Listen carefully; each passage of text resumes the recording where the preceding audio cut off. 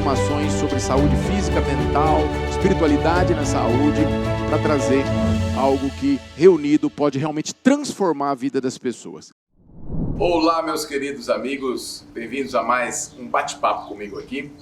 Eu não vou nem chamar de uma aula, porque seria até uma pretensão minha dar uma aula sobre o surgimento da vida no universo. Um pouco pretensioso até, né? Puxa, quem que o Fábio pensa que é? Vai pegar uma folha em branco aí, suas palavras, e querer traduzir a origem da vida, como que ela emerge, como que ela evolui, o que tem por trás disso? É algo aleatório, por acaso? Tem uma ordenação? Tem algo no sentido de um criador modulando tudo isso da maneira como acontece ou não? Loteria cósmica que estamos aqui.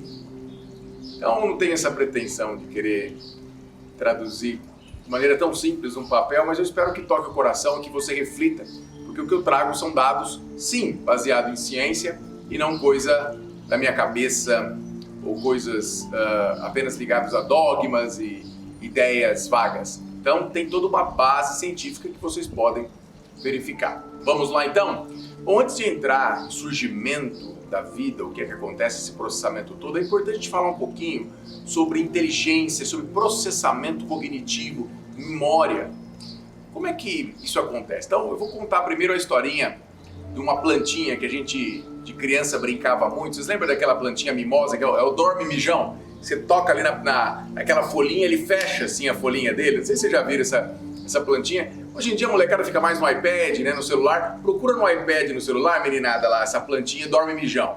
E pros da minha faixa etária aqui e anterior, era uma diversão procurar no mato essa plantinha que você encostava nela, ela se fechava toda.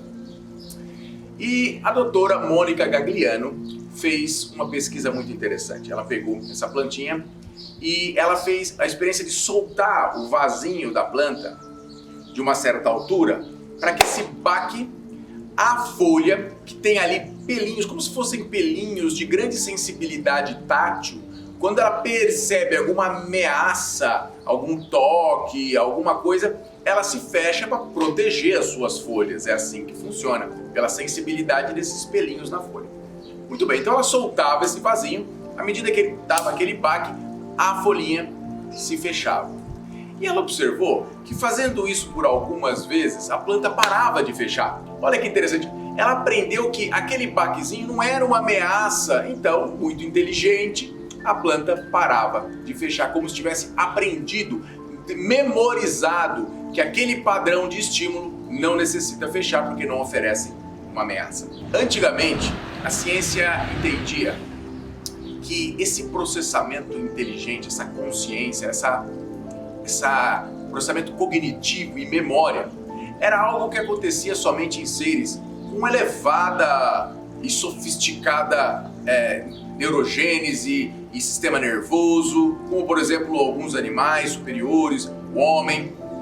E essa plantinha mostra para nós que não, que um ser vegetal ele pode ter memória, aprendizado, processamento cognitivo. E vai mais longe que isso, porque tem experiências com um fungo unicelular, que é um slime mold. Vocês podem procurar a experiência com slime mold. E ele é colocado numa espécie de um labirinto, onde ele encontra o alimento através desse labirinto. E uma vez que ele percorreu esse trajeto, uma vez ou algumas vezes, você coloca ele na entrada do labirinto e o fungo aprendeu o caminho. Um ser unicelular, não tem cérebro, sistema nervoso, ele é uma célula só. E ele apresenta esse padrão de processamento cognitivo, inteligência e memória. Então, vamos aprofundar um pouquinho mais nisso. É errada essa afirmação da antiga ciência que dizia que esse processamento ele é exclusivo de animais com alto processamento neurológico, um sistema nervoso complexo. É errada essa afirmação. A gente está vendo plantas e seres unicelulares. Porque essa inteligência, esse processamento, ele é propriedade de molécula. É a nível molecular, o berço do processamento cognitivo, da memória, são moléculas. Então, todo esse trabalho foi feito para mostrar para nós que qualquer network de RNA, molécula de RNA, é capaz de manifestar esse processamento cognitivo, essa inteligência. Tanto através de uma dinâmica evolucionária, permitindo que aquele network de moléculas evolua, tanto uma resposta adaptativa, resposta ao meio ambiente. Então olha que interessante, que a nível molecular de cada um de nós, dentro de nossas células, a nível de RNA e DNA, já acontece esse processamento de inteligência, que se multiplica numa cascata exponencial, que culmina com uma inteligência superior dos nós humanos que temos a esse composto de células e moléculas compondo o nosso corpo físico. Não é propriedade de neurônio, de cérebro. O cérebro é a CPU que processa. Existe uma troca de informações do meio, do chamado vácuo quântico, desse plasma de informação quântica todo-poderoso, que troca informações com a molécula de RNA e DNA. E como é que isso acontece? Então eu quero fazer aqui um desenho, até pra gente... Eu sou um excelente desenhista, vocês vão ver aqui. Vamos pegar aqui, ó. Aqui seria a molécula de DNA, ela é uma dupla fita, né? Então a gente sabe que ela é assim, né? O que ela tem nessa molécula de DNA? Nós temos aqui nessa camada externa aqui um grupo de fósforo com o açúcar, uma pentose. Então nós temos aqui o açúcar, a pentose, temos o fósforo e aqui dentro nós temos a chamada base nitrogenada, né? Dos dois lados temos aqui então a pentose, o fósforo conectado com a base nitrogenada. Esse conjunto de fósforo, pentose e base nitrogenada é chamado nucleotídeo. E essa base nitrogenada pode ser o quê? Ou a adenina, que se ligaria na timina, do outro lado aqui, mesma coisa, né? E se for a citosina, ela se liga à guanina. Então, citosina ligando com guanina e adenina ligando com timina no DNA. Acontece que essa ligação aqui, ó, conectada às bases nitrogenadas, nós temos uma ligação de hidrogênio. É o hidrogênio que faz essa conexão. Então, o que os cientistas descobriram? Que essa informação do vácuo quântico, toda poderosa, ela vai atuar na molécula de RNA e DNA. Então, como é que funciona isso? O DNA ou RNA, ele se submete a um estado mecânico quântico. Sim, fenômenos quânticos acontecem na biologia apesar das condições. Você achava que seria impossível, mas hoje estamos observando que sim, fenômenos quânticos acontecem a nível biológico. E o RNA, ele submete a um estado mecânico quântico, onde ocorre o chamado proton tunneling.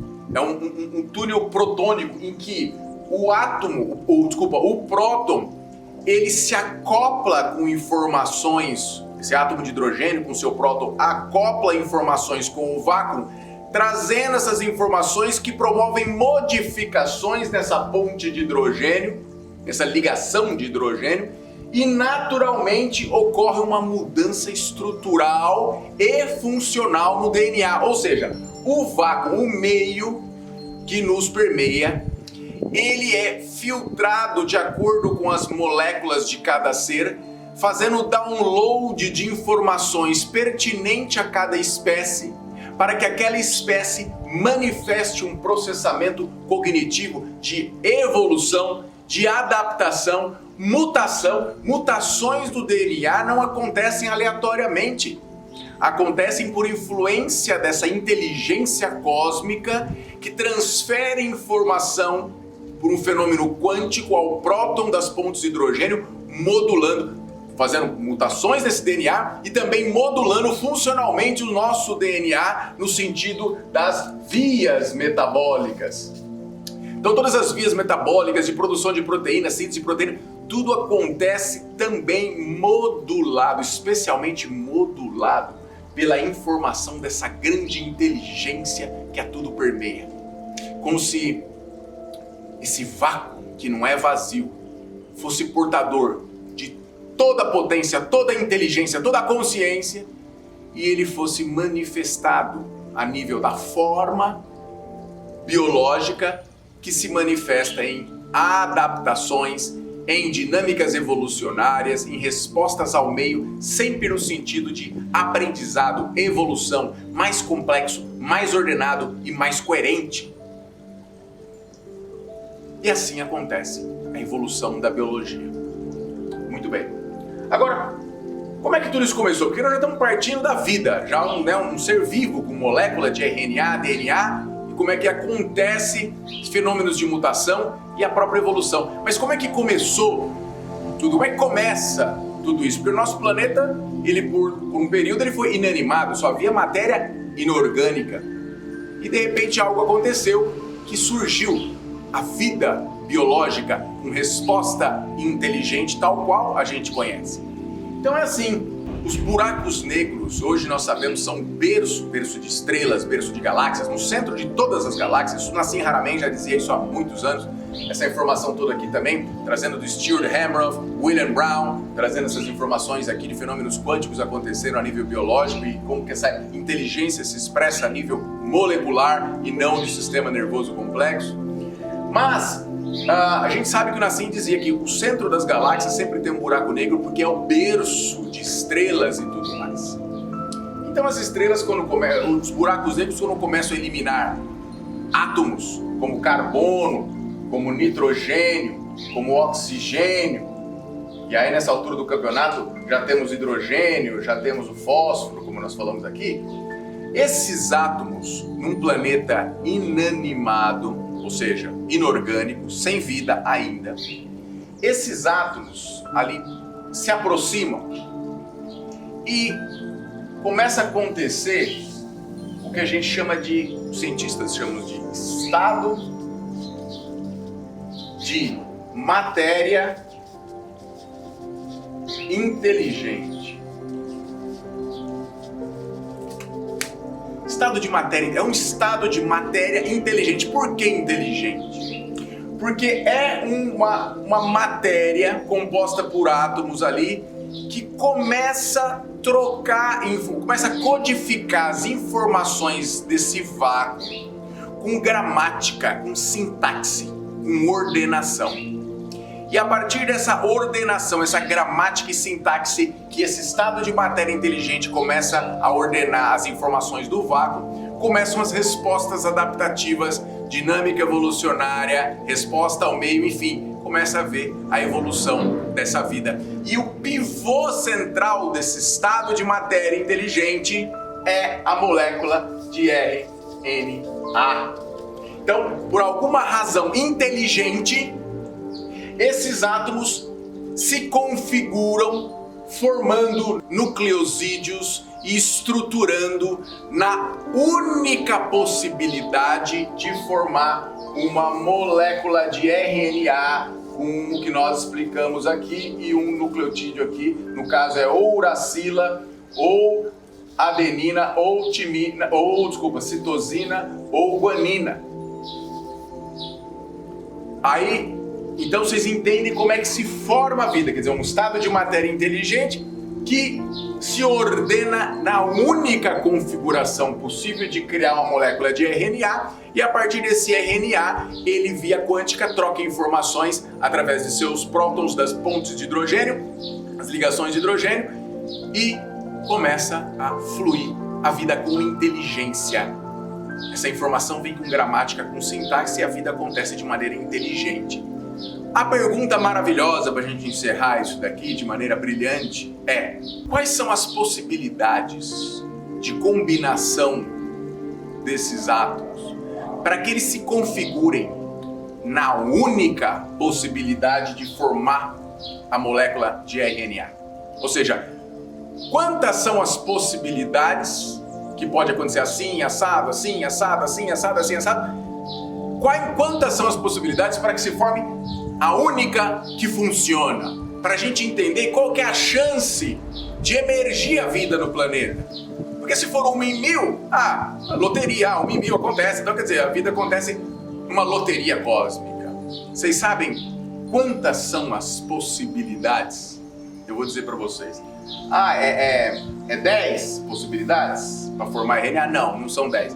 É 10 elevado a 8? Quanto que seria 10 elevado a 8? 10 com 8 zeros seria 100 milhões, né? Isso, 100 milhões, 10 elevado a 8. Não, não é.